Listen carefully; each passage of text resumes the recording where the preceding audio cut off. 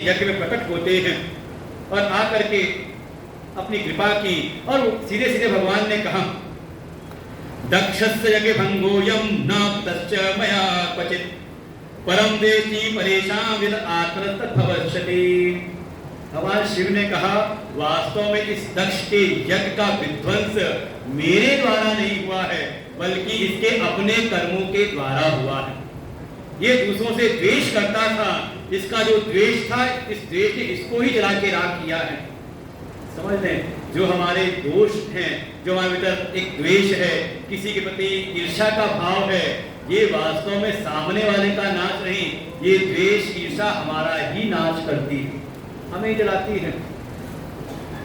ऐसे ऐसे भगवान ने कहा, परेशान क्लेदनम कर्म ना कार्यम तत्कदाचन। इसलिए किसी को भी दूसरों को क्लेश देने के कोई कार्य नहीं करना चाहिए। और जो करता है, तो जो परम द्वेषी, जो दूसरों से द्वेष करता है, दूसरों को कष्ट देने के लिए कोई आयोजन प्रयोजन करता है, तो उसके द्वारा किए हुए जो कर्म हैं, वो एक समय उसका ही नाश कर देते हैं। यही गति हुई है दक्ष की भी। कोई बात नहीं, इस अभिमानी दक्ष का जो मस्तक है, तो जल के भस्म हो गया है। जो यज्ञ पशु, यज्ञ वेदी बलि देने के जो है बकरा, उसका मस्तक काट करके इसके सिर पर रख दीजिए, मेरी कृपा से जीवित हो जाएगा। और बिल्कुल बकरे का सिर काटा, घर पे रखा, भगवान की कृपा से ये दक्ष जीवित हो गए। और फिर वो भग देवता थे, उनको कहा, जो भग देवता हैं, जिनकी आंखें फोड़ दी थी, का एक मित्र देवता जो है, उनके सूर्य के नेत्रों से देखें। जो पूषा देवता है, जिनके दांत तोड़ दिए थे, का ये जजमान के द्वारा ही वो अपना भोग प्राप्त करें। ऐसे ऐसे। और जो भृगु जी थे, का उनकी दाढ़ी जगह बकरे की दाढ़ी लगा दी। वो कई बार देखे तिब्बत के लोगों को, तो उनकी दाढ़ी ऐसी रहती, यहीं पर ऐसी इतनी। ऐसे ऐसे कहते हुए भगवान शिव की कृपा से जब ये दक्ष पुनर्जीवित हुआ, अरे खड़े होकर के भगवान शिव की दिव्य स्तुति करता है। नमामि देवं वरदं वरेण्यं महेश्वरं ज्ञाननिधिं सनातनं। नमामि देवाधिपतीश्वरं हरं सदा सुखाढ्यं जगदेकबांधवम्। भगवान शिव की खड़े होकर दिव्य स्तुति की। भगवान शिव बड़े प्रसन्न हो गए। हे दक्ष, वास्तव में तुम कर्म के बल पर सुख की प्राप्ति करना चाहते थे, और वो जो सुख मेरा ही स्वरूप है, जो अनंत सुख है, जो परम आनंद है, जो मेरा ही स्वरूप है, वो केवल कर्म के बल पर नहीं प्राप्त हो सकता। वही कहा था, परीक्षण लोकान कर्मचितान, जिसको भी हम कर्म के द्वारा पाना चाहते हैं, जो नित्य सुख, वास्तव में किसी कर्म के द्वारा नहीं, वो तो प्राप्त होता है ज्ञान से। और वो ज्ञान के लिए पात्रता आती है भक्ति से। भगवान शिव कहते हैं, हे दक्ष, तुमने स्तुति करके मुझको प्रसन्न कर लिया। प्रसन्नो अस्मि प्रजापते, मैं तुम्हारी स्तुति से प्रसन्न हुआ हूँ। देखो, एक समय ये भगवान शिव का ही है स्वरूप, जो एक समय काल के समान हो जाते हैं। अगर कोई उद्दंडता करे, कोई अभिमान करे, लेकिन वही अगर विनम्र होकर के दैन्य भाव से भगवान शरण में आए, तो भगवान तुरंत प्रसन्न भी हो जाते हैं। जिसके यज्ञ का विध्वंस किया, जिसका सिर भी भस्म किया, वही जब उसने स्तुति की भगवान की, भगवान शिव प्रसन्न हो, उसने मैं प्रसन्न हुआ हूँ। और तो और भक्ताधीन सदा हम वही, ऐसे तो मैं परम स्वतंत्र हूँ, लेकिन कोई भक्त हो प्रेम से मुझे पुकारे, तो मैं भक्त के सदा अधीन रहता हूँ। ऐसा ऐसा भगवान ने कहा। और भक्त भी भगवान कहते हैं, मेरे 4 प्रकार के भक्त हैं। चतुर्विधा भजन्ते मां जना सुखिनः सदा। हमने गीता जी आ गई यहाँ पर, गीता जी का 7वां अध्याय, बिल्कुल यही श्लोक है। चतुर्विधा भजन्ते माम जो सुकृतिनो अर्जुनः। हे अर्जुन, जो सुकृति हैं, पुण्य कर्म करने वाले हैं, ऐसे मेरे 4 प्रकार के भक्त हैं। भगवान क्या कहते हैं, 4 प्रकार के भक्त हैं, और एक से दूसरा श्रेष्ठ है। कौन कौन से? तो कहा, आर्तो जिज्ञासुरर्थार्थी ज्ञानी चैव चतुर्थकम। का पहले वो भक्त हैं, उनको नाम दिया आर्त भक्त। आर्त माने, आर्त कहते हैं संकट की, कहते ना आरती। आरती मतलब आरती भगवान आकर के हमारी आर्त को, हमारे कष्टों को हर ले। तो एक तो वो है जो संकट की घड़ी में मुझको याद करते, ऐसे याद नहीं करते, लेकिन जीवन में कष्ट आए तो दुख में सुमिरन सब करें, सुख में करे ना कोई। ऐसे जो है भगवान कहते वो भी मेरे भक्त हैं, अगर कम से कम मुझको याद तो कर रहे हैं, लेकिन जैसे ही वो कष्ट दूर हुआ तो फिर भूल जाते हैं। फिर कब याद आएगी? ये संसार में चोट ना मिले तो भगवान भी जल्दी याद नहीं आते। ये तो कृपा है कि जीवन में कुछ हमारे संकट आते रहते हैं तो भगवान की भी याद आती रहती है। तो इनको कहा 8 भक्त। दूसरे हैं अर्थार्थी। अर्थार्थी मतलब जब कुछ चाहिए तो भगवान को याद करते हैं। देखो आर्थ से श्रेष्ठ है, क्योंकि संकट कभी कभी आता है, अर्थार्थी भाव हमेशा ही लगा रहता है, रोज कुछ ना कुछ चाहिए। जब आए भगवान के मंदिर में, भगवान की फरमाइश आगे चले गए, प्रभु ये ठीक कर दो, प्रभु ये ठीक कर दो, प्रभु ये दे दो, प्रभु ये पूरा करा दो। अर्थार्थी मतलब ज्यादा आते हैं तो उससे श्रेष्ठ हुए। तीसरे हैं जिज्ञासु, जो भगवान की शरण में आते हैं भगवत तत्व को जानने के लिए, जानने की इच्छा के लिए कि भगवान कौन है, भगवान का स्वरूप क्या, भगवान का स्वभाव क्या, भगवान कैसे प्रसन्न होते हैं, मैं उनकी कैसे सेवा करूं। ये जो जिज्ञासा है, इसे सत्संग में आ जाते हैं।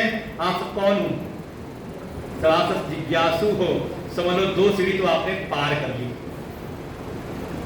बस सत्संग में इसलिए ना बैठे हो कि हाँ हमारे संकट दूर हो जाएंगे, इसलिए मजबूरी में बैठे हो चलो कुछ कृपा मिल जाएगी। जिज्ञासा कि चलो हम भी थोड़ा शिव पुराण सुने, भगवान की कथा सुने, कथा की जिज्ञासा भीतर है। तो आप कौन से आप आ गए, फिर 2 को पार करके आप तीसरी में। और ऐसी सत्संग सुनते सुनते अगर आपको ज्ञान हो जाए तो, शिव तत्व का बोध हो जाए तो का आप चतुर्थ श्रेणी में आ जाते हो। और भगवान कहते हैं इन चारों में, तत्र उन सब में, तत्र ज्ञानी प्रियतरो मम रूपम च सस्मृतः। इन चारों में जो ज्ञानी है वो मुझको अत्यंत प्रिय है, क्योंकि वो तो मेरा ही रूप है। जानत तुम्हें हो जाए। जो उस आत्म तत्व को, शिव तत्व को जान लेता है, भगवान श्री कहते हो तो मेरा ही स्वरूप हो जाता है। तो बताओ दुनिया में कौन ऐसा है जिसको अपनी आत्मा से प्रेम ना हो? कोई ऐसा है जो अपनी आत्मा को प्रेम ना हो? अरे भीतर वाले को अगर दुख मिले तो हम सबसे नाता तोड़ लेते हैं। यहाँ तक कि भीतर वाले को शरीर के अंग से अगर कष्ट मिले तो शरीर का अंग भी कटवा देते हैं पैसा दे करके। किसके लिए? का भीतर वाला जो मेरी आत्मा, उसको सुख मिलता रहे। सबको अपनी आत्मा से प्रेम होता है। तो जो ज्ञानी हो जाते वास्तव मेरी आत्मा ही हो जाती है। ज्ञानी तो आत्मैव मे मतम, यही गीता जी में भी सिद्धांत है, यही तो शिव पुराण में भी। और तो ज्ञान गम्यो हम आत्मज्ञो वेदांत श्रुति पारगई बिना ज्ञानेन मां प्राप्तुम यतन्ते च अल्पबुद्धय। ये जो ज्ञान है, ज्ञान के द्वारा मुझको प्राप्त करना है, इस आत्म तत्व को जानना है। ये तो केवल और केवल जो वेदांत को, उपनिषदों को जो जानने वाले हैं, ऐसे गुरुजनों की शरण में जा करके ही उस आत्मज्ञान की प्राप्ति होती है। और बिना आत्मज्ञान के, बिना ज्ञानेन मां प्राप्तुम वितन्ते च अल्पबुद्धयः, जो बिना ज्ञान के मुझको प्राप्त करना चाहते हैं वास्तव में अल्प बुद्धि वाले हैं। सती जी ने ज्ञान में रुचि नहीं दिखाई तो उनको प्राप्ति हुई तो, लेकिन उनका वियोग भी हुआ। इसलिए भगवत प्राप्ति करनी है तो भगवान की नित्य प्राप्ति केवल और केवल ज्ञान से ही हो सकती है। पूरा वर्णन किया, न वेदैश्च यज्ञैश्च न दाने तपसा क्वचित्, केवल वेद अध्ययन से नहीं, यज्ञ के द्वारा नहीं, किसी दान के द्वारा, कोई तपस्या, इन सब के द्वारा नहीं।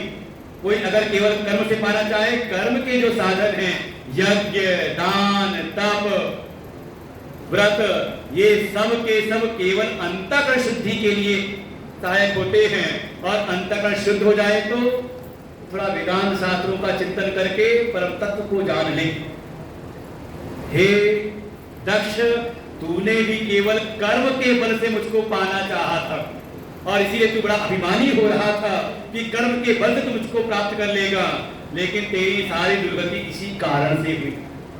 कर्म के द्वारा तो केवल और केवल जितनी कर्म पर साधनाएं हैं, वो केवल आपके अंतःकरण को शुद्ध करने के लिए है, कि हमारा अंतःकरण शुद्ध हो, निर्मल हो, एकाग्र हो। और शुद्ध निर्मल एकाग्र अंतःकरण के साथ में आप आए सत्संग में, और सत्संग भी हो तत्व ज्ञान का, वेदांत ज्ञान का, तो हमें अपने आत्म स्वरूप का अनुभव होता है सुनते सुनते ही। पिता प्रवृत्ति बोधक्ष मत्वा मां परमेश्वरम बुद्ध्या ज्ञान परो भूत्वा कुरु कर्म समाहिता। इसलिए मुझको अपना आत्म स्वरूप जान करके फिर तुम संसार में सारे व्यवहार करो, तुम्हारे जगत में तुम्हारी प्रशंसा होगी। ऐसा ऐसा उपदेश देकर के भगवान शिव वहां से निकलते हैं। कुछ बातें और भी कही हैं, ये भेद बुद्धि जो बनी रहती है ना मन के भीतर, कहते हैं यहाँ किसी प्रकार का कोई भेद नहीं है, जो बार बार आ रहा है। सर्वभूतात्मानम एक भावानाम यो न पश्यति त्रिसुराणाम विदाम दक्ष शांतिम अधिगच्छति। का जो सभी जीवों में, सभी में एक आत्मा को देखता है और वही मुझको जानता है, वास्तव में वही ज्ञानी है। और जो केवल भेद दृष्टि बनाए रखता है, यहाँ तक कि ब्रह्मा विष्णु और शिव इनमें भेद करता है, वास्तव में उसकी सारी जो साधना, उसके जितने भी पुण्य हैं, वो भी एक समय सब क्षीण हो जाते हैं। विधि भक्ति बिना नैव भक्ति भवति वैष्णवी विष्णु भक्ति बिना में न भक्ति प्राप्त जायते। बिना ब्रह्मा की भक्ति के विष्णु की भक्ति नहीं, बिना विष्णु की भक्ति के शिव की भक्ति नहीं। इसलिए किसी में भेद ना करें। ये उपाधि से तीनों अलग हैं, लेकिन तत्व की दृष्टि से प्रणवाक्षर के मध्य ये तीनों एक। ऐसे ही आप सब भी, और यहाँ पे ऐसे ऐसे उदाहरण दिए हैं जैसे हमें अपने शरीर में ही, शरीर के अलग अलग अंग हैं, अलग अलग कार्य करते हैं। जो काम आंख करती है वो नाक नहीं कर सकती, जो नाक करती है कान नहीं कर सकते, जो कान करती है वो हाथ नहीं कर सकते, जो हाथ कर सकते पैर नहीं कर सकते। ये सारे अंग उपांग अलग अलग हैं, लेकिन इन सब में मैं कितना हूं? दो चार हैं। मैं अलग, मुंह वाला मैं अलग, पैर वाला मैं अलग, का ये अलग अलग अंग उपांग हैं, लेकिन इसमें मैं एक हूं। ऐसे ही सारी सृष्टि अलग अलग नाम रूप में दिखाई देती है, लेकिन सबको सत्ता देने वाला, सबकी सत्ता का वो एक है, वही परम शिव है, वही शिव तत्व है। ऐसा ऐसा उपदेश किया और फिर भगवान शिव वहां से विदा लेते हैं।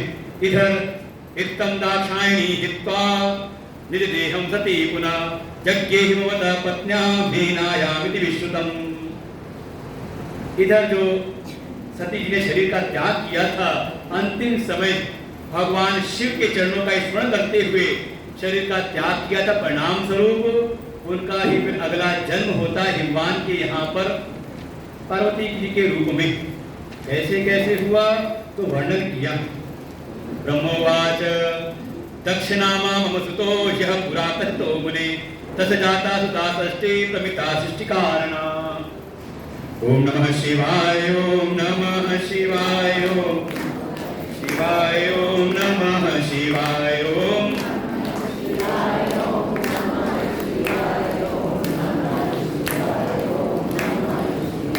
ओम नमः शिवाय, ओम नमः शिवाय, ओम नमः शिवाय, ओम नमः शिवाय, ओम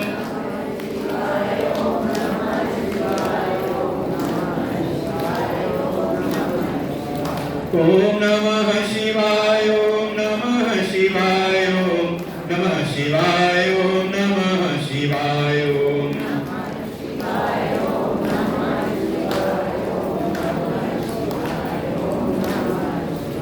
ओम नमः शिवाय, ओम नमः शिवाय, ओम नमः शिवाय, ओम नमः शिवाय।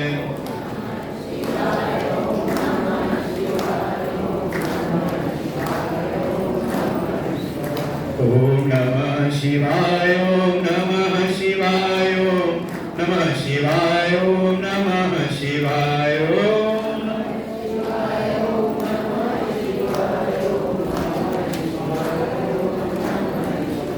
ओम नमः शिवाय, ओम नमः शिवाय, ओम नमः शिवाय, ओम नमः शिवाय, ओम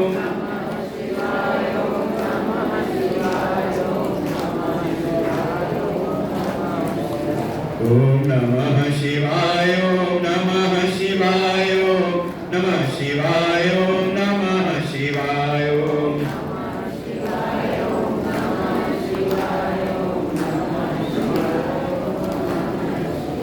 ओम नमः शिवाय, ओम नमः शिवाय, ओम नमः शिवाय, ओम नमः शिवाय, ओम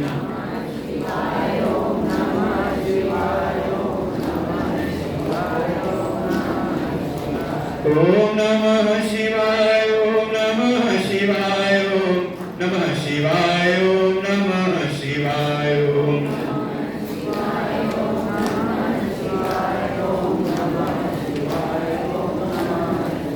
ओम नमः शिवाय, ओम नमः शिवाय, ओम नमः शिवाय, ओम नमः शिवाय, ओम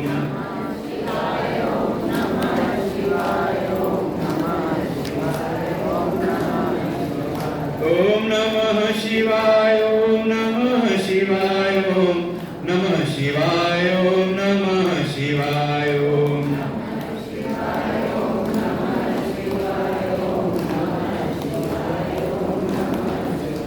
ओम नमः शिवाय, ओम नमः शिवाय, ओम नमः शिवाय, ओम नमः शिवाय,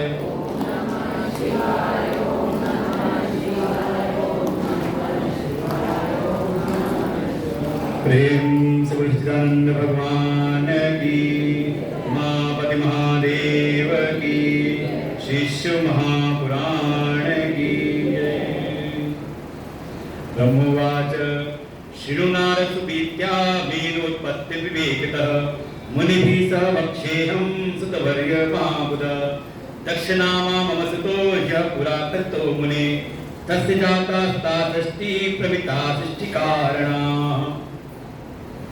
आगे कथा प्रारंभ की ब्रह्मा जी ने कि हे नारद, जैसे मैंने पूर्व में सुनाया था कि मेरा ही पुत्र दक्ष, जिसके यहाँ 60 कन्याओं का जन्म हुआ था, उन 60 कन्याओं में एक कन्या का विवाह किया था पितरों के देवता के साथ में। नाम था कन्या का स्वधा। उस स्वधा और पितरों के जो देवता थे उनके माध्यम से 3 कन्याओं का जन्म हुआ। एक का नाम मीना, दूसरी का नाम धन्या और तीसरी कलावती। ये देवलोक की कन्याएं हैं, दिव्यांगनाएं हैं। एक समय ये भगवान श्री हरि का दर्शन करने के उनके लोक में गईं। सभी देवता वहां पर आए हुए थे। इन्होंने भगवान श्री हरि का दर्शन किया और वहीं पर एक जगह बैठ गईं। तभी वहां पर आगमन होता है। ये ब्रह्मा के जो पुत्र हैं, मानस पुत्र हैं, ब्रह्म कुमार, सनत कुमार, इनका आगमन हुआ और इनको आता देख करके वे देश के पुंज हैं, परम तपस्वी हैं। जैसे ही इनका आगमन हुआ, सभी वहां जो देव गंधर्व इत्यादि थे सब उनके सम्मान में खड़े हो गए। लेकिन इनको कुछ अपने व्यक्तित्व का भीतर कुछ मान, तीनों कन्याओं को, ये खड़ी हुई नहीं और वहां कुछ अशिष्ट व्यवहार भी किया। इनके इस अशिष्ट व्यवहार को देख करके सनत कुमारों ने इन पर क्रोध किया, इनको शाप दिया कि तुम भले आई तो हो देव योनि में, देवलोक में तुम हो, लेकिन तुम्हारा जो आचार है, जो तुम्हारे आचरण है, वो देवलोक के समान है नहीं। इसलिए तुम चले जाओ, जाकर के मनुष्य योनि तुम जाकर के जन्म लो, तुम्हें वहां जाकर के जन्म लेना पड़े। और जैसे ही श्राप दिया, इनका तुरंत वो अभिमान दूर होता है। तुरंत उन संत कुमार से प्रार्थना की, उनसे क्षमा मांगी कि हम अपने अभिमान कारण मोहित हो गए थे, कृपा करिए हम पर, अपनी दया करिए, हमें क्षमा करिए। तो संत हृदय नवनीत समाना, थोड़े से ही क्रोधित भी हुए और तुरंत ही फिर करुणा भी भीतर आई। कहा तुम हमारे श्राप से मनुष्य योनि में तो जाओगी, मनुष्य लोक पर तो जाओगी, लेकिन तुम सब के सब श्रेष्ठ वहां की स्त्रियां होगी।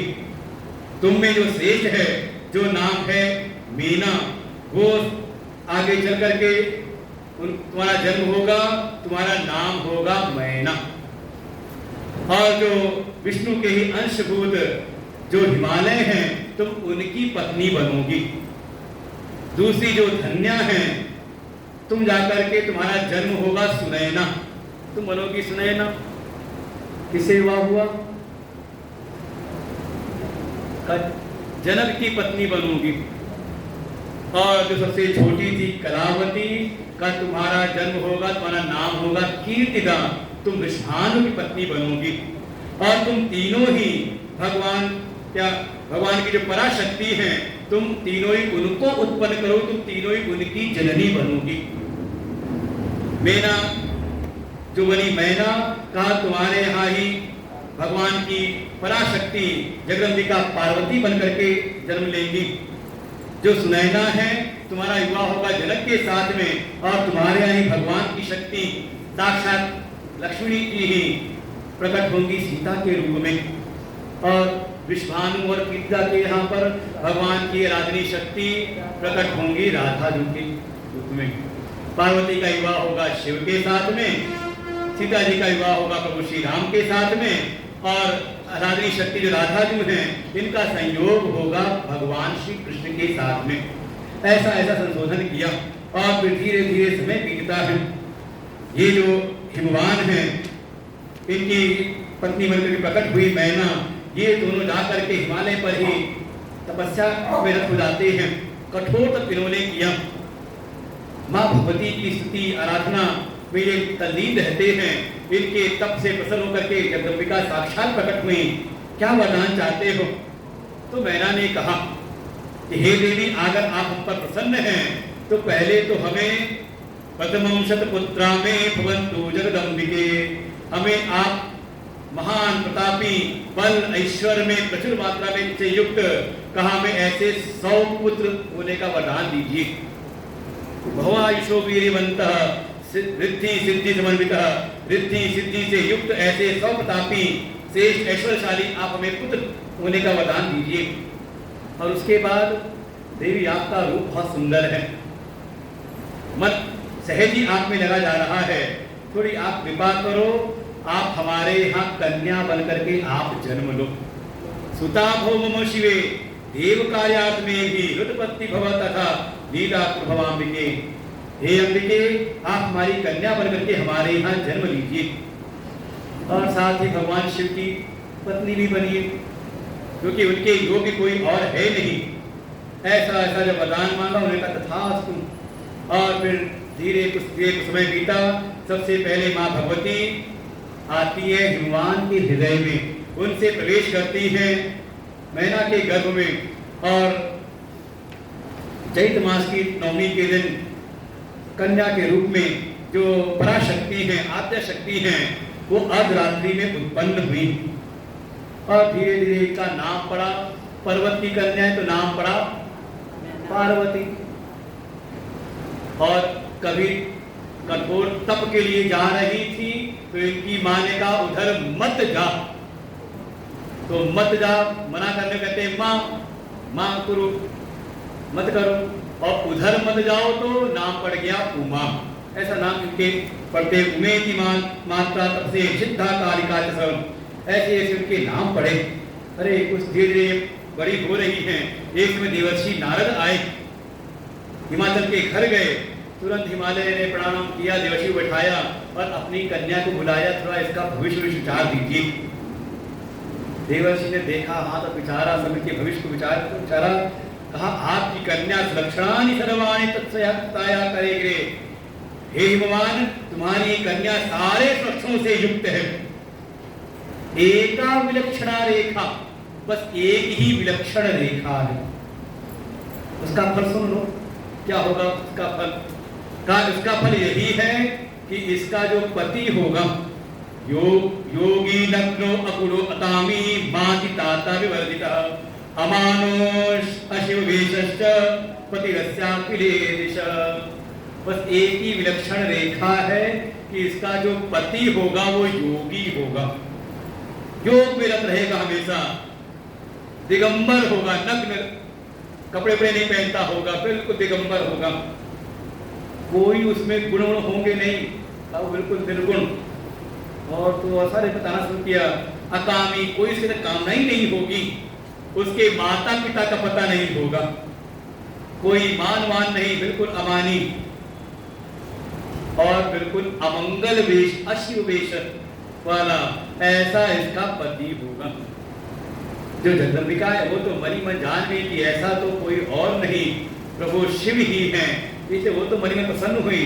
लेकिन जो माता पिता है, जरा ज्योतिषी बता दे बच्चों का भविष्य कुछ, अरे आपके बच्चे के भविष्य में कुछ दोष हैं, अरे तुरंत दिल धक धक करता है, तो बताइए फिर पंडित जी कुछ इसका उपचार होगा, कुछ क्या इसका कोई उपाय होगा? कम उपाय मुने पुरियाम अति दुखम, ये बड़े दुखी होकर के पूछते हैं, अरे भाई देवर्षि बताओ फिर कोई उपाय तो होगा ना। देवर्षि ने कहा उपाय तो बस यही है, अगर ये तप करें और तप के बल से इनका विवाह हो जाए शिव के साथ में, तो भगवान शिव में ही ये जितने भी दोष हैं ये उनमें गुण के रूप में है। समरथ को नहीं दोष गुसाई, कुलक्षणानि सर्वाणि तत्तुल्यानि सद्गुणे। बिल्कुल ये जितने भी कुलक्षण हैं उसमें सद्गुण के समान विराजमान है। कैसा? तो भाई जो चौपाई है बिल्कुल अनुवाद है यहाँ की। प्रभव दोषो न दुखाय दुख दोत्य प्रभो हि सह रवि पावक गंगा नाम तत्र गेयानि दर्शनाम। समर्थ को जो सामर्थ्यवान है उसमें दोष भी कोई फिर दोष नहीं होते, उसको फिर उसमें कोई दुर्गुण भी हो। अच्छा मान लो कोई बहुत धनवान हो और थोड़े उसमें गुण दोष भी हो तो अरे दुनिया से सब स्वीकार कर लेते हैं, और कोई निर्धन हो तो गुणवान होकर के भी उसका तिरस्कार होता है। समर्थ को और दो दृष्टांत भी दिया, जैसे रवि पावक गंगा नाम, जैसे सूर्य अग्नि और गंगा, इनमें अब गंगा जी में कितनी नालियां मिल जाती हैं, तो अब जाके देखो हरिद्वार पता चलता है कहाँ कहाँ के गंदे गंदे नाले जाके मिल जाते हैं गंगा जी में। अच्छा जो मिल गए गंगा से तो क्या बन गए? सब गंगा हो गए। अग्नि लग जाए, कूड़े का ढेर लगा हुआ हो और अग्नि लग जाए, आग लगा दो तो सब भस्म हो जाता है, सब साफ। ऐसे ही कायिक की पंच जो सामर्थ्यवान है उसमें दोष नहीं बल्कि वो गुण हो जाते हैं। इसे तपस्या यदि कुर्या शिवा तप, अगर ये पार्वती तप करे उनके लिए तो हाँ उनकी प्राप्ति हो सकती है। और इधर कुछ समय बाद स्वयं भगवान शिव एक में इनका आगमन होता है हिमालय पर, और हिमवान को सूचना मिली, बड़ा स्वागत किया। भगवान शिव ने कहा कि हे हिमवान, मैं जा रहा हूं कठोर तप करने के लिए, और मैं चाहता हूं कि जब तक मैं तपस्या में रत रहूं, समाधिस्थ रहूं, कोई यहाँ पर विघ्न उत्पन्न ना हो, बिल्कुल एकांत रहे, कोई यहाँ पर प्रवेश ना करे। हिमवान ने कहा प्रभु भगवंतनया में त्वाम सेवितुम चंद्रशेखरम, हे भगवान शिव, हे चंद्रशेखर प्रभु, मेरी एक कन्या वो आपकी सेवा करना चाहती है, अगर आप अनुमति दें तो मैं केवल अपनी कन्या को पार्वती को आपकी सेवा में संलग्न कर दूं, वो शांत भाव से आपकी सेवा करेगी। भगवान शिव ने सीधे मना कर दिया, अरे स्त्री तो बिल्कुल आए ही ना, बिल्कुल पास में, बिल्कुल कोई दूर तक यहाँ ना रहे जब तक मैं तपस्या करता रहूं। लेकिन खबर मिली पार्वती जी को, पार्वती जी पहुंच गई वहां पर, और पार्वती जी का और भगवान शिव का अभी 8 वर्ष की है। जो शास्त्रार्थ किया है, जो हेतु दिए हैं, भगवान शिव भी उनके शास्त्रार्थ के सामने झुक जाते हैं, कहते हैं ठीक है फिर सेवा में लग जाना। बहुत कभी पढ़ना चाहिए, कभी उठा करके पार्वती खंड पढ़ना रुद्र संहिता का, कैसे कैसे युक्तियां दी हैं, विवाद नहीं किया है, शास्त्रीय तर्क दिए हैं, और परिणाम भगवान शिव भी कहते हैं ठीक है लग जाओ सेवा कर लेना। और फिर भगवान शिव तो लग गए, समाधिस्थ हो गए, पार्वती जी शांत भाव से सेवा में लगी हुई हैं। इधर धीरे समय बीतता है, एक दैत्य हुआ, ब्रह्मा के पुत्र है मरीचि, मरीचि के पुत्र हुए कश्यप, कश्यप की जो 13 पत्नियां थी उसमें एक पत्नी थी दिति, जिनसे दैत्यों की उत्पत्ति हुई। इन्हीं से एक दैत्य प्रकट हुआ था वज्रांग, जिसका विवाह हुआ वरांगी के साथ में। इन दोनों ने तप किया और तप के फल में एक अजय पुत्र की प्राप्ति करनी चाहिए। ब्रह्मा जी प्रकट हुए, कहा ठीक है तुम्हें एक अजय पुत्र मिलेगा, और वो कोई और एक जो पुत्र प्रकट हुआ उसका नाम रखा तारकासुर, तारक नाम रखा। वह तारकासुर ये भी गया, कठोर इसने तप किया, और ब्रह्मा जी प्रकट हुए इसके तप के सामने, क्या वरदान चाहते हो? उसने कहा बस मरू न। ब्रह्मा जी ने कहा ये तो संभव है नहीं, जात सही ध्रुव मृत्यु, जिसका भी जन्म हुआ उसकी मृत्यु निश्चित है। मेरी भी आयु निश्चित है। ब्रह्मा की आयु जाने की नहीं, ब्रह्मा की आयु, विष्णु की आयु, शिव की आयु बताई थी एक दिन, सबकी आयु थी, बस कितनी कितनी बड़ी है, किससे कितनी किसकी बड़ी है, लेकिन आयु सबकी निश्चित है। ब्रह्मा कहते जब मैं ही अमर नहीं हुई थी, मुझको भी मरना है, तुमको अमरता का वरदान कहां से दे दूं? कोई और वरदान मांगना है तो मांग लो।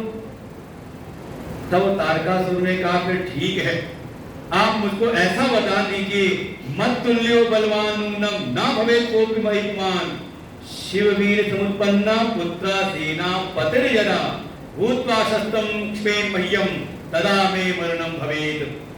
पहले तो मेरे समान बलवान कोई हो ही ना, और उसमें भी कोई शिव के वीर से उत्पन्न हो, उनका कोई औरस पुत्र हो, उससे वो जो है देवताओं का सेनापति बने, और फिर वो जब शस्त्र लेकर के मेरे साथ युद्ध करे तो उसके साथ युद्ध में मैं मारा जाऊं।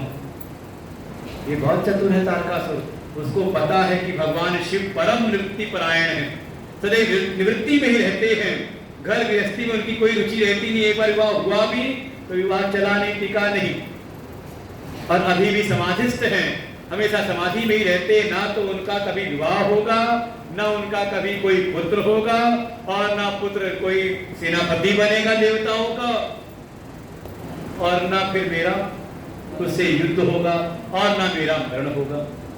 बड़ी युक्ति लगाई उसने। ब्रह्मा ने कहा तथास्तु, सीधे उदास सोचते विचारते नहीं, चलो तथास्तु ऐसा ही हो। और इसके बाद तो इसको लगा कि मैं तो अमर हो गया, मरता का वरदान मुझको मिल गया, तीनों लोग इससे पीड़ित होते हैं, सारे देवता पराजित हो जाते हैं, यहाँ तक कि विष्णु आदि देवता भी टिक नहीं पाते सामने।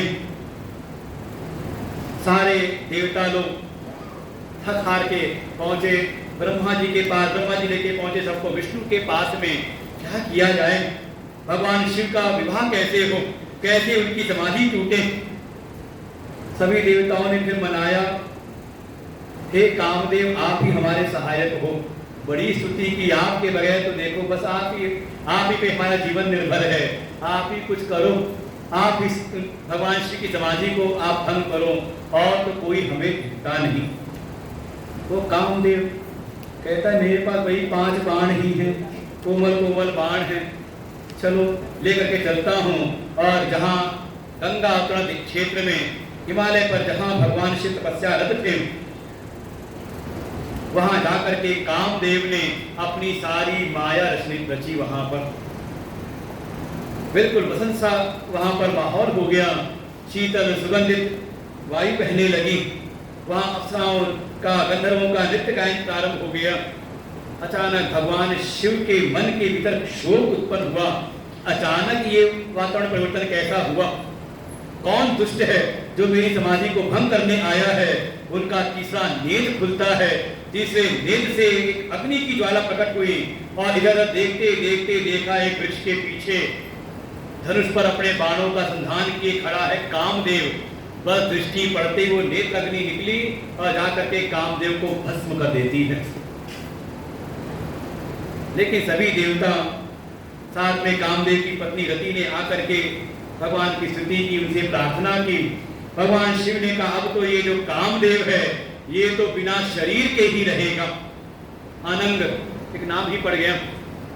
जब द्वापर युग में कृष्ण अवतार होगा, उनकी पत्नी रुक्मणी बनेगी, उनके पुत्र के रूप में कामदेव को पुनः शरीर मिलेगा प्रद्युम्न के रूप में। प्रद्युम्न जी हो कामदेव के स्वरूप में, भागवत कथा आती है वहां पर। तब तक ये रहेंगे बिना शरीर के ही। और मैं ऐसा इस पूरे क्षेत्र को ये साफ देता हूँ, ऐसा बनाता हूँ कि यहाँ खड़े होकर जहाँ तक दृष्टि जाती है गंगातरण क्षेत्र में, यहाँ आज के बाद कामदेव का कोई प्रभाव नहीं रहेगा। यही था वो जब देवर्षिनाथ गए तपस्या करने और कामदेव पराजित हुआ था इसी कारण से। लेकिन जब ये भगवान शिव इसके बाद चले गए कैलाश की ओर, लेकिन ये जो पार्वती जी थी सेवा में, वो भगवान की जो क्रोधाग्नि प्रकट हुई थी, वो भयंकर वहां पर एक ध्वनि प्रकट हुई, उससे तो अत्यंत भयभीत हो गई पार्वती, अपने सखी के साथ चली गई अपने घर। इतनी डर गई कि जल्दी वापस आने की इच्छा होती नहीं। लेकिन कुछ समय बाद देवर्षि नारद का आगमन हुआ हिमवान के यहाँ पर, और यहाँ पर देवर्षि नारद मिलते हैं पार्वती जी से। उनको प्रेरणा देते हैं कि अगर आप तपस्या करें मंत्र के साथ में, देखो आपने अभी सेवा की थी थोड़ा अभिमान के साथ में, अभी आपने तपस्या के भाव से उनकी सेवा नहीं की, थोड़ा आप उनके लिए तप करिए, उनके मंत्र का जाप करिए, भगवान शिव की आप पर कृपा होगी। माँ पार्वती कहती है देवर्षि नारद से, फिर हे देवर्षि मैं किसके पास जाऊं मंत्र लेने के लिए, क्योंकि स्वतः मंत्र की साधना करने से मंत्र की शक्ति जागृत नहीं होती। ये समझे एक विधान है शास्त्रों का। ये पार्वती जी का वचन है। शिवो उवाच त्वं तु सर्वज्ञ जगतां उपकार कर प्रभो रुद्रस्याराधनार्थाय मंत्रं देहि मुनि मे। हे देवर्षि रुद्र की भगवान शिव की आराधना करने के लिए आप ही मुझको मंत्र दीजिए, क्योंकि आप ही सर्वज्ञ हैं, आप ही भगवान के परम भक्त हैं, आप ही मुझको मंत्र दीजिए। क्यों मंत्र दूं? पार्वती जी हेतु देती है, न सिद्धति क्रिया कापि सर्वेषां सद्गुरुं बिना। बिल्कुल बिना गुरु के प्राप्त हुए कोई साधना फलीभूत नहीं होती, फलीभूत नहीं होती। जैसे मंत्र में शक्ति तो है, हमारे गुरुदेव दृष्टांत देते हैं, जैसे एक बंदूक की गोली है, कारतूस, कितनी ताकत है उसके अंदर कि बड़े से हाथी को भी वो गिरा दे। लेकिन उस कारतूस को लेके मैं हाथ से फेंक के मारूं तो चूहा भी नहीं मरेगा, उसको भी प्रभाव नहीं पड़ने वाला। कैसे का वही कारतूस जब बंदूक की नली से होकर के गुजरता है, संधान करके जब प्रहार किया जाता है तो वो घातक होता है, उसकी मारक क्षमता बढ़ती है। ऐसे ही जब देखो सारे जो वेद के मंत्र हैं, शास्त्रों में वर्णित जो मंत्र हैं, बस ये कि शास्त्र आधारित हों। आज तक समाज में कई सारे ऐसे मंत्र चल जाते हैं जिनका कोई आधार नहीं। कोई एक स्वयंभू महात्मा हो गए, उन्होंने बता दिया ये मंत्र, बिल्कुल शास्त्र सम्मत होना चाहिए।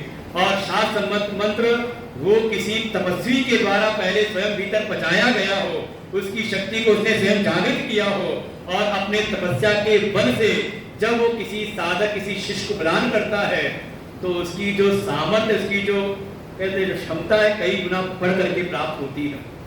बस साधक जो शिष्य है वो भी नियम पूर्वक उसका जप करे। पार्वती जी कहती है, न सिद्धति क्रिया कापि, कोई भी क्रिया कोई भी साधना तब तक सिद्ध नहीं होती जब तक सद्गुरु की कृपा न प्राप्त हो। मया सुता पुरा सत्यम, ऐसा मैंने सुना है। कहां पर कहा? श्रुतियों ने, वेदों ने ऐसा कहा है।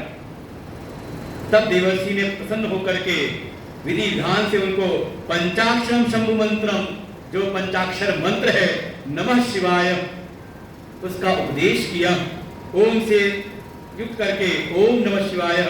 और फिर मां भगवती पार्वती लग जाती है तपस्या में। तप तपो निषिद्धा तपसे वनम गंतुम च मेनया हेतुना तेन सोमेति नाम प्राप शिवा तदा। और जब तपस्या के लिए निकलने लगी, अब जब निकलने लगी कठोर तपस्या के लिए, तब उनकी मां मैना ने कहा उधर मत जा, तो उनका एक नाम पड़ा उमा। और फिर जब निकलती है वहां पर सर्दी गर्मी बरसात सबको सहन करती हुई धीरे धीरे प्रथमम फल भोगेन, प्रारंभ में फल का आहार करती है। द्वितीय फल को त्याग दिया, पर्ण भोज नहीं, पत्तों का आहार करके। कहां पर तपस्या की मां भगवती पार्वती ने दर्शन किया स्थान को?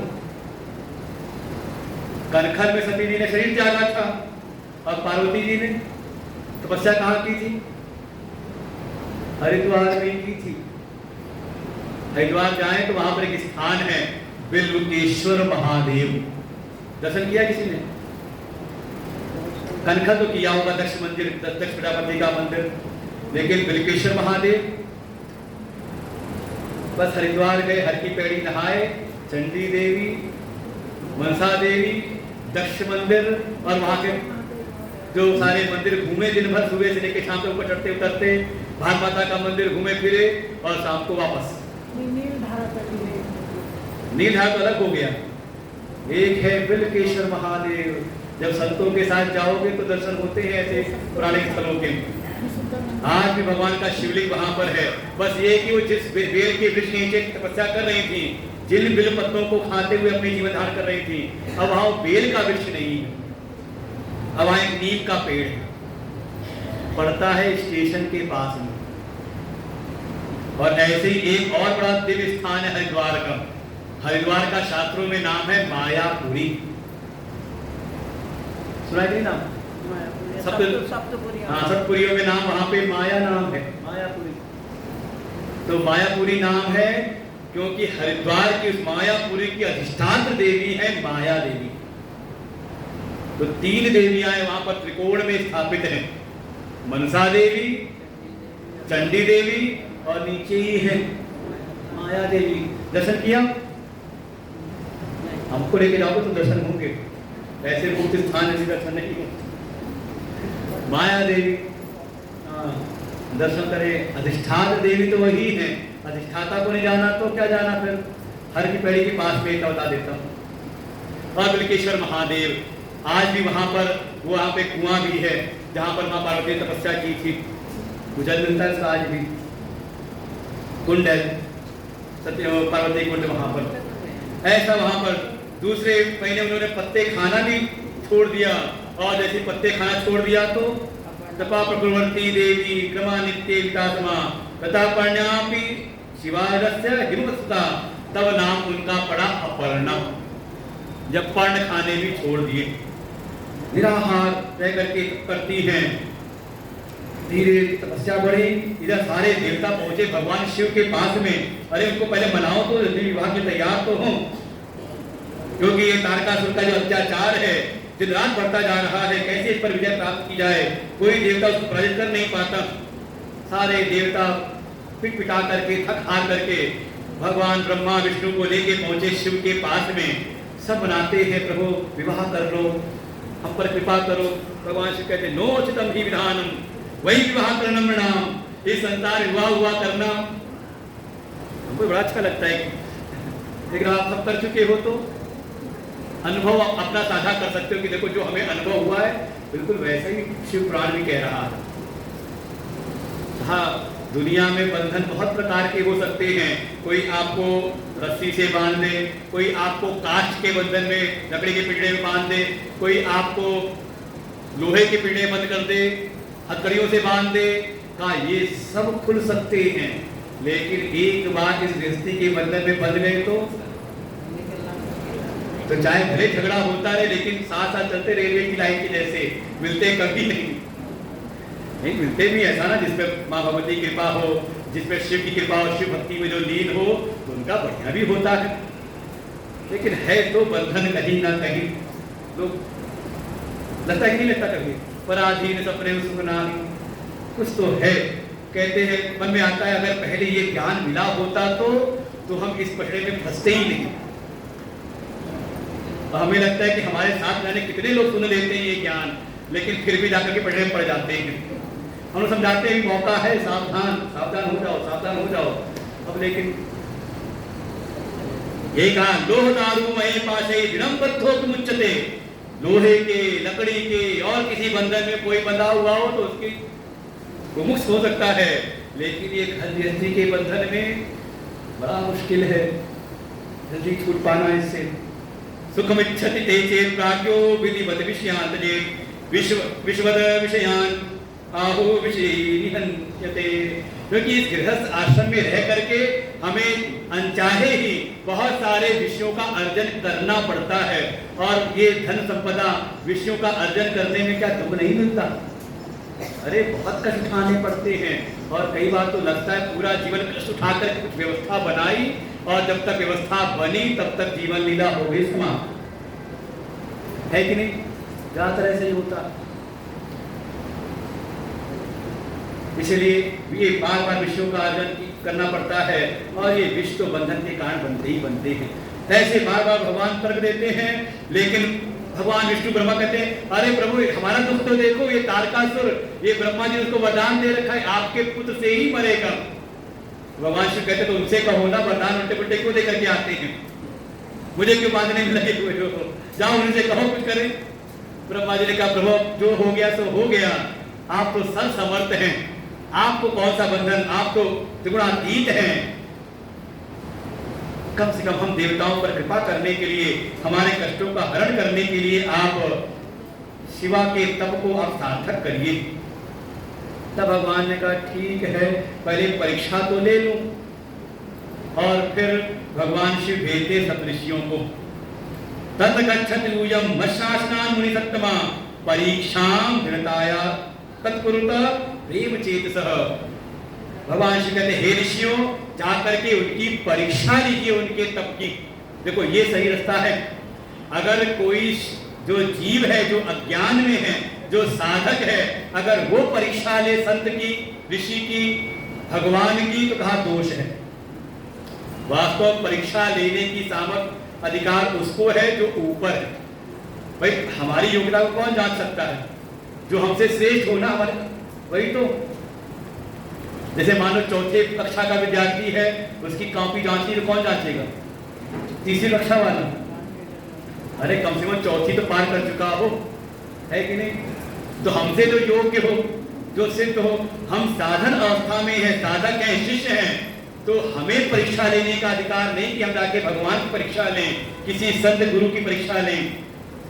विधान तो ये है कि भगवान आकर के हमारी परीक्षा ले और परीक्षा में हम पास हों। जो सदगुरु हैं, ऋषि हैं, वो हमारी परीक्षा लें।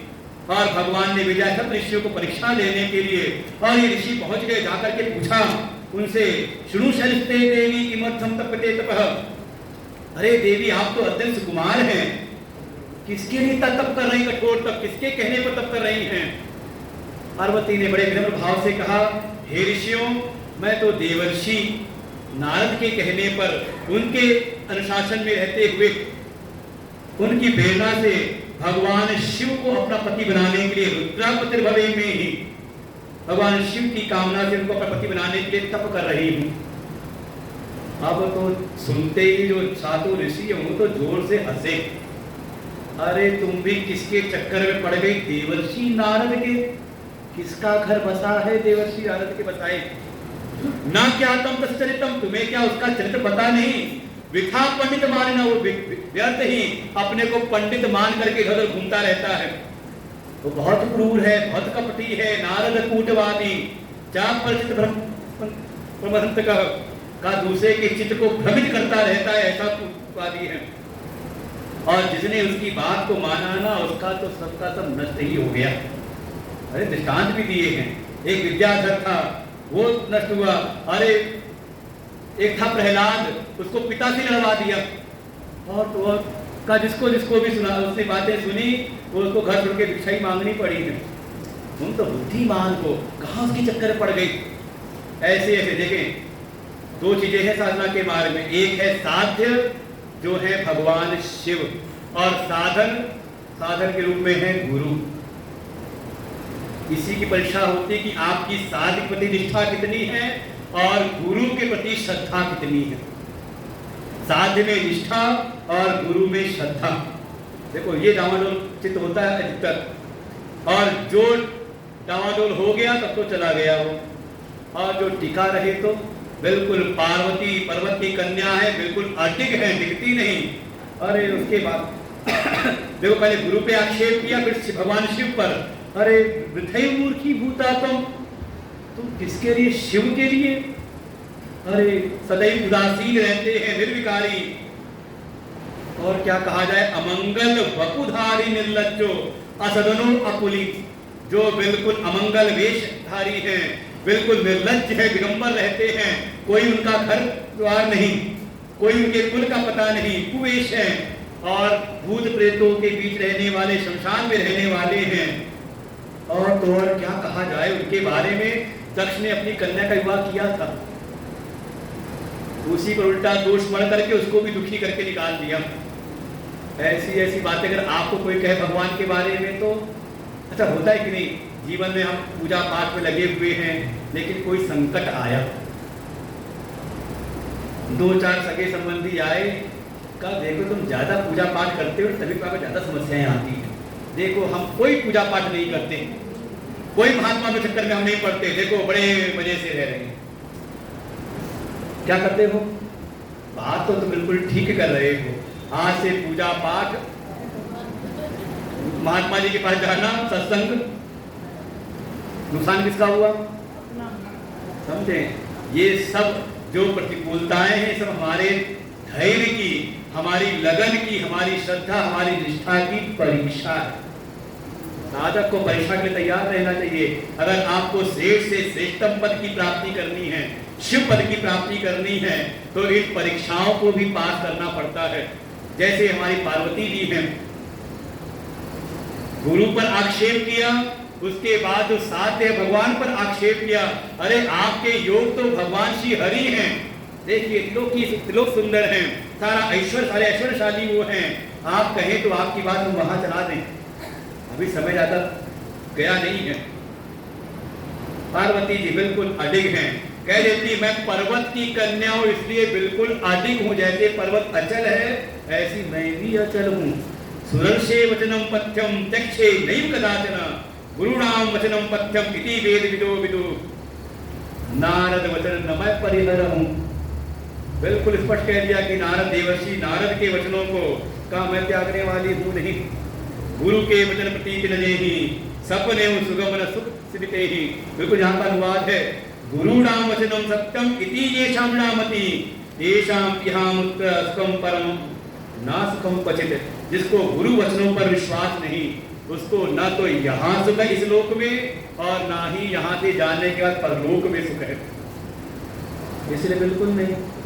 तजौ न नारद कर उपदेशु जो सतबार कहो आप महेशु। अब तो शिव भी आ जाए तो भी मैं देवर्षि नारद के वचनों को त्यागने वाली हूं नहीं। फिर जो कहते कटाक्ष किया था साध्य पर शिव के ऊपर, वहां पर भी अपनी बिल्कुल अधिकता पिट्ठी रहती है, कह देती है जन्म कोटि लगी रगर हमारी बस परम समुन्नत रहूं कुमारी। अब तो बस जय शिवा तही में विप्रा विवाहम न करिष्यति अविवाहम सदाहम श्याम सत्यम सत्यम वदाम्यहम्। मैं बिल्कुल सत्य हूं, इस बात पर निष्ठ हूं कि विवाह करूंगी तो भगवान शिव से ही, नहीं तो कभी विवाह ही नहीं करूंगी। अरे सबने समझ गए कि हाँ बिल्कुल परीक्षा में पास हो गई। उनको बताया सब हालचाल, गए भगवान शिव को बताया। इसके बाद भगवान शिव भी स्वयं आ गए, एक ब्राह्मण का वेश बना करके अब मैं भी परीक्षा ले लूं। देखो सती जी कहीं ना कहीं परीक्षा लेती भगवान की और संत की, बात विश्वास नहीं किया था। लेकिन पार्वती जी ऋषियों की बात पर भी कभी हिली नहीं, परीक्षा में बिल्कुल पास हुई। और अब स्वयं भगवान आते परीक्षा लेने, ब्राह्मण का रूप बनाया और आकर के पूछते हुए उनके सामने शिव की निंदा करने लगे।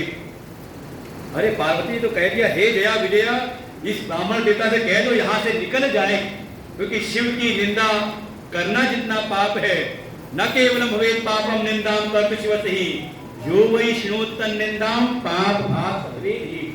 केवल शिव की निंदा करना ही पाप नहीं, अगर कोई निंदा सुने तो वो भी महापाप है। शिव निंदा करो बध्य सर्वथा शिव टिक करे। ये व्यक्ति आके यहाँ शिव निंदा करा, इसको हटाओ यहाँ से, कहते यहाँ चला जाए।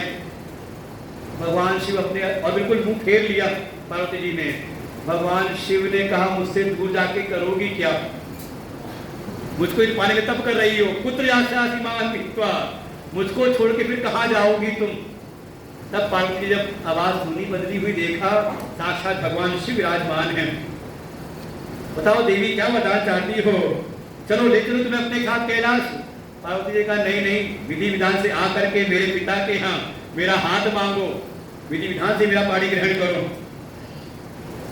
भगवान शिव कहते हैं ठीक है आप जाओ अपने महल में, मैं आऊंगा तुम्हारे पिता से तुम्हारा हाथ मांगने के लिए। और कुछ समय बाद भगवान बड़े कौतुकी लीला करने वाले आ गए, एक नट का वेश बना करके, एक बंदर ले लिया, मदारी का वेश बना के बढ़िया खेल दिखाया। महल में आकर के सब बड़े खुश हुए। वही सभा में हिमवान है, मैना है, साथ में पार्वती जी भी बैठी हुई हैं। मैना बड़ी प्रसन्न हुई, सेवकों से कहा अरे कुछ इनाम ले आओ इसके लिए, बढ़िया रत्न जटित वहां पे हार वार लाकर के उनको देने लगी, स्वर्ण मुद्राएं देने लगी। वो नट वेश में भगवान जी का ये सब तुच्छ बेटे मुझको नहीं चाहिए, अगर देना है तो मेरी मुंह मांगी मुझको भेंट दीजिए।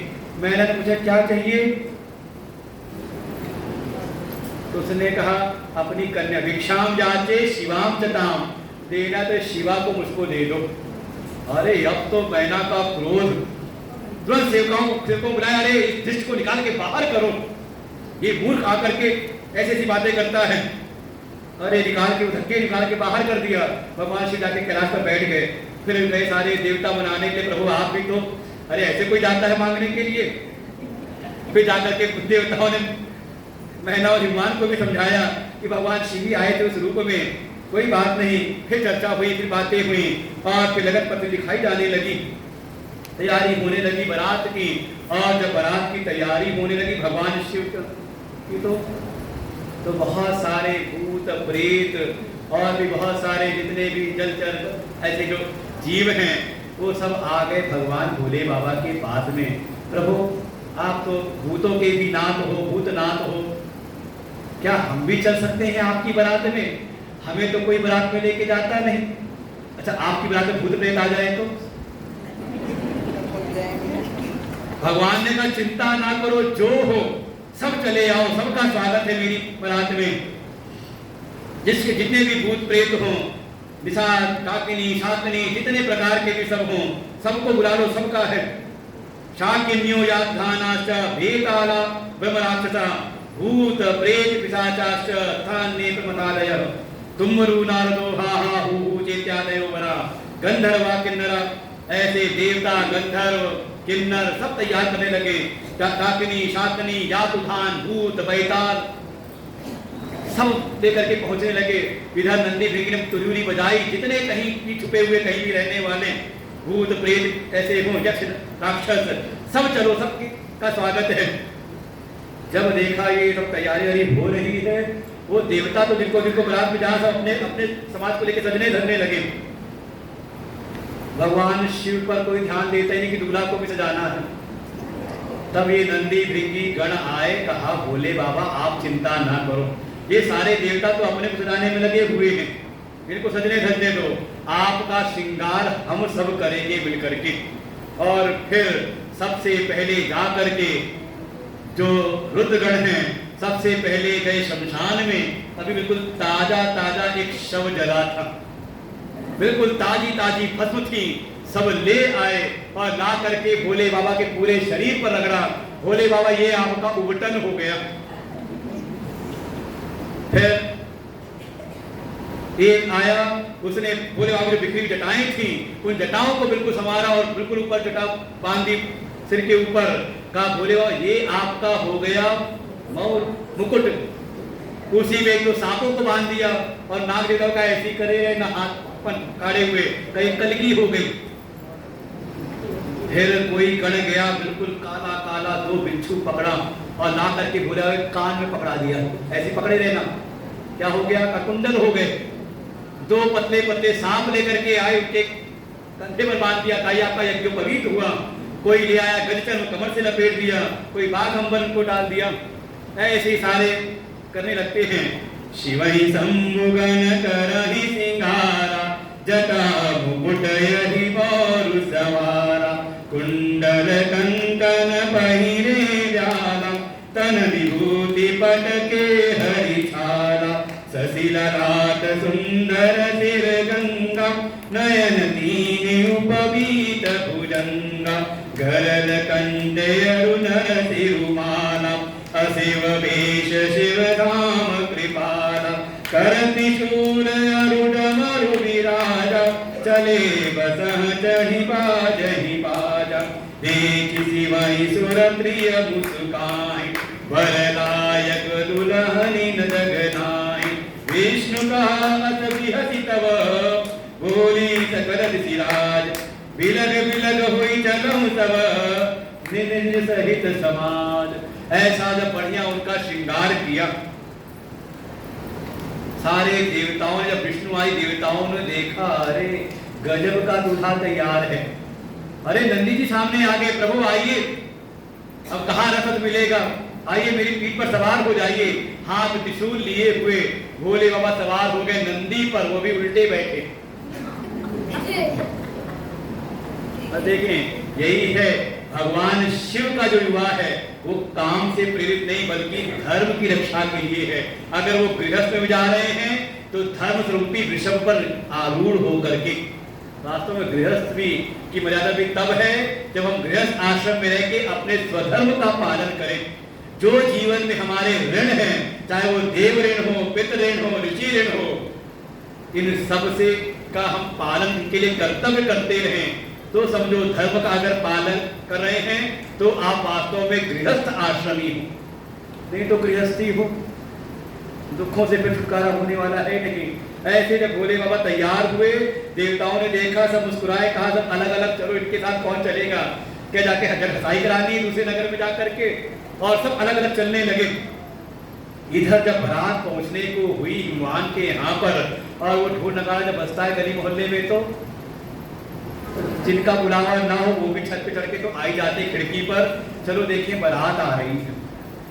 ये मैना के मन में आया, निरीक्षिष्यामि प्रथमं मुने तम गिरिजापतिम, अरे मैं भी जाकर के देखूंगा कि गिरिजा का पति कौन होगा। भाई पहले आपका समय तो है नहीं कि फोटो तो देख रखी हो, कि मिलन हो चुका हो। पहले तो बिना देखे शादी हो जाती थी। तो मैना के मन में आया, हे देवर्षि मां पहुंचे हुए हैं, देवर्षि को पकड़ा, अरे आप तो जानते हो ना शिव को, चलो आज उसको दिखाओ शिव कैसे है, गिरिजा का पार्वती का पति कैसा है, सबसे पहले मैं देखूंगी। और आरती की थाली लेके चढ़ गई छत पर। और जब बारात आने लगी तो पहले सारे गण हैं, गंधर्व हैं, देवता हैं, तो धीरे धीरे बारात प्रवेश करती है। जैसे ही देखा, सबसे पहले प्रथमम चैव गंधर्वा सुंदरा सुभगात्रा, गंधर्वों की जो समाज था वो आया, और गंधर्वों के जो मुख्य प्रधान देवता हैं वसु, उनको जब देखा इतने सुंदर, देवर्षि ने कहा, हे नारद यही मेरे गिरिजा के पति है ना, यही उनके वर है ना। तो देवर्षि नारद ने कहा, नहीं देवी, ये तो उनके गण हैं, छोटे मोटे गण हैं उनके, सेवा में रहते हैं उनके। अच्छा इतने सुंदर गण। तब तक ये सब निकले, गंधर्वों की सेना निकली, जिसका एतस्मिन्नन्तरे यक्षा मणिग्रीवादेश्चयै, उसके बाद एक मणिग्रीव अपने यक्षों की सेना के साथ में आए, जिनकी दुगनी शोभा थी वसु से भी। मैया को लगा, मैना को, अरे देवर्षि जरूर उससे देखो ज्यादा सुंदर है, ये होंगे।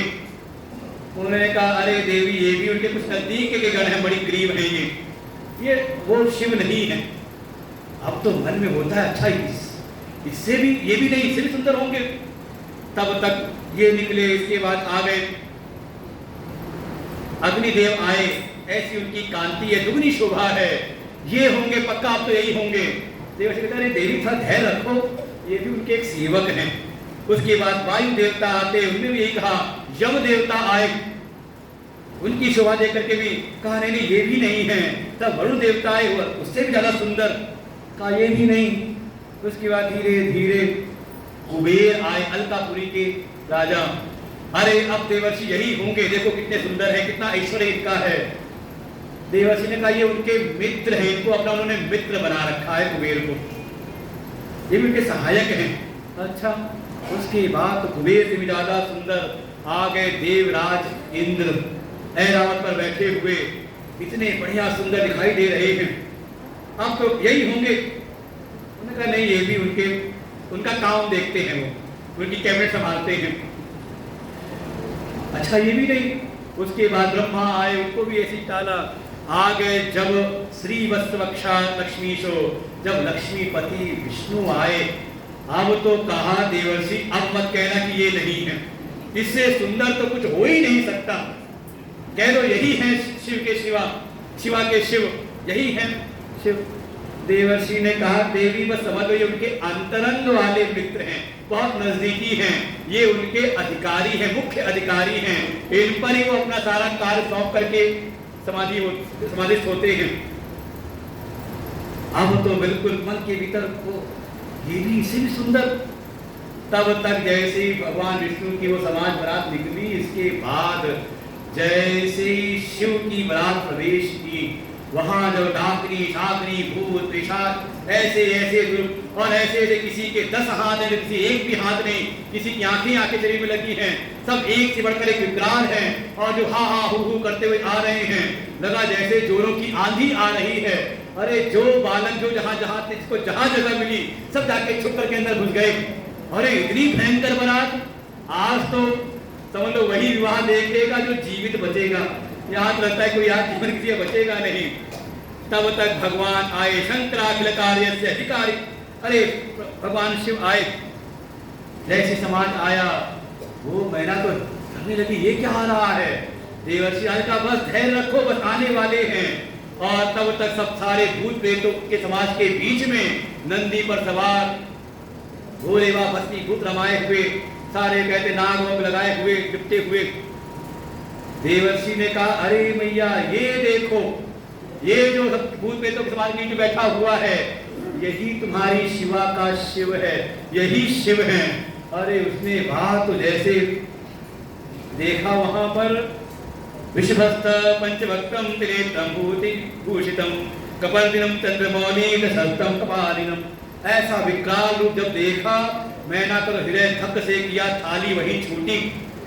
और देवर्षि ने कहा अरे देवर्षि तुमने कैसा वर बता दिया तुमने, इसके लिए तुमने इतना कठोर तप कराया। हाय मैं तो मारी गई, मैं तो अपनी कन्या के बाद कभी ना करूं, मर जाऊंगी लेकिन विवाह करूंगी नहीं। जाके पार्वती को अपनी गोद में बैठा के रोने लगी। इधर बोले सारे जितने देवता आ रहे थे सबका बड़ा स्वागत हुआ, सबको माला पहनाई गई। लेकिन जैसे ही भगवान शिव आए रात समाज के साथ में कोई स्वागत वागत नहीं। बोले बाबा अपना आए शांत भाव से, जहाँ जनवासा था जाकर के वहीं पर विराजमान हो गए। तब देवर्षि नारद विष्णु आदि देवता आए, कहा प्रभु क्या करते हो, विवाह में कोई ऐसे आता है अपने। तब भगवान ने फिर अपनी माया को किनारे किया, अपना जो उनका कर्पूर गौरम करुणावतारम ऐसा जो उनका दिव्य स्वरूप है उसको वहां पर प्रकट किया। इधर मैना और हिमान को भी समझाया देवताओं ने। और फिर विधि विधान से भगवान शिव का, ब्रह्मा जी आ गए अपनी पोथी पत्र लेकर के, मौका अच्छा है, बढ़िया दर्शन मिलेगी आगे विवाह कराने के लिए। लेकिन मन में कुछ हंसी विनोद भी किया जाए। जैसी हुआ कि चलो अब जो वर है जब साखोचार होने लगा तो कहा अब जो दूल्हा है थोड़ा अपना गोत्र कुल तो बताए, प्रवर शाखा गोत्र ये तो बताए, इसको उच्चारण तो करे कि पिता का नाम क्या है। जैसे कहा तुम्हारे पिता का नाम क्या है। अब जो भगवान शिव विष्णु की ओर देखें क्या पूछ रहे हैं ये। भगवान विष्णु कहा अरे कोई बात नहीं, कह दो जगत के पिता ब्रह्मा हैं, शिव के पिता ब्रह्मा। भगवान शिव ने कहा हाँ मेरे पिता ब्रह्मा हैं। अच्छा, ब्रह्मा ने कहा अच्छा दादा का नाम क्या है, पिता के पिता का नाम क्या है। अब तो कहीं न कहीं फिर देखा विष्णु की ओर, का ब्रह्मा प्रकट हुए मुझसे, कह दो दादा है विष्णु। कहा हाँ विष्णु जो है मेरे पिता के पिता हैं। तब तक ब्रह्मा ने कहा अच्छा उनके पिता का नाम क्या है। अब तो शिव से रहा नहीं गया, विवाह करना है तो करो नहीं तो मैं चला। जब पिटते पिटाते आए थे तारकासुर तो आए थे मुझसे अनुनय विनय करने के लिए। अब इतना सुन लो, मैं शिव हूँ, मेरे पिता शिव हैं, मेरे पिता के पिता शिव हैं, कुल शिव है, गोत्र शिव है। वास्तव भगवान शिव का जो गोत्र है वो नाद स्वरूप है, नाद से उत्पन्न हुए हैं।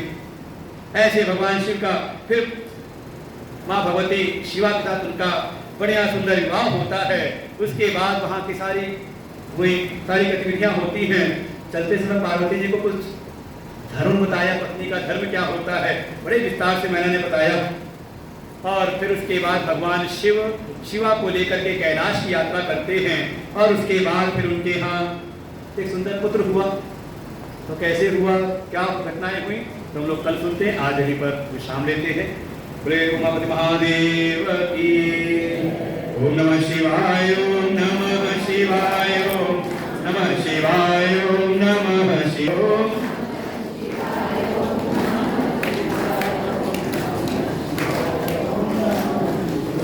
ओम नमः शिवाय, ओम नमः शिवाय, ओम नमः शिवाय, ओम नमः शिवाय।